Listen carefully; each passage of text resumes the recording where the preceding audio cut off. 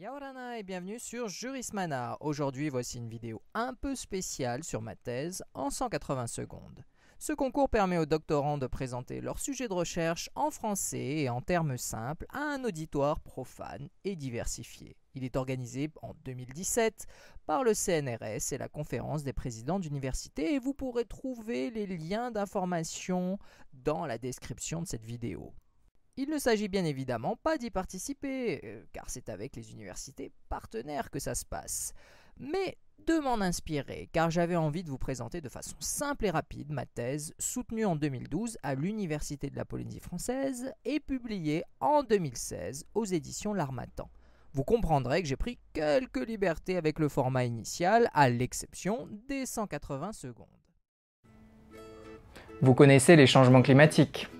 Je pose cette question parce que en 2017, il y a toujours des climato-sceptiques et pas des moindres en plus.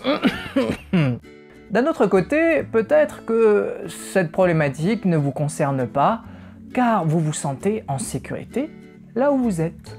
Mais ce n'est pas le cas de tout le monde, et plus particulièrement des populations des petits États et collectivités insulaires du Pacifique Sud. Mais heureusement, la communauté internationale est là, et les pays les plus puissants, les plus développés viennent en aide aux pays en danger par l'intermédiaire de mécanismes d'assistance préventive en les aidant à s'adapter aux différents risques, mais aussi par l'intermédiaire d'une assistance par correction en les aidant dans des situations d'urgence telles que les catastrophes naturelles.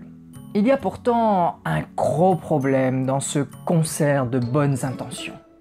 Car malgré une certaine forme de responsabilité des États qui apportent leur aide dans l'ensemble des dérèglements globaux actuels, eh bien, ils sont libres d'agir comme ils le veulent, d'aider qui ils veulent, et d'une manière pas forcément toujours adaptée. Et oui, parce que malgré le fait que les opérations internationales d'assistance soient très nombreuses aujourd'hui, eh bien, le droit international général reste pourtant bien silencieux sur le sujet. C'est là où réside l'intérêt de ma thèse, car elle vise à promouvoir la création d'un principe d'assistance internationale visant à coordonner l'ensemble des mécanismes d'assistance qui existent aujourd'hui dans le monde dans l'objectif de protéger les États et les collectivités les plus vulnérables.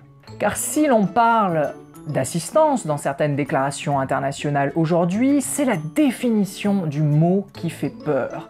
Et il me semblait important de mettre en place des règles essentielles pour l'État qui apporte son aide et bien évidemment le pays qui la reçoit. Et oui, car aider quelqu'un de façon désordonnée peut souvent se révéler être plus néfaste que positif.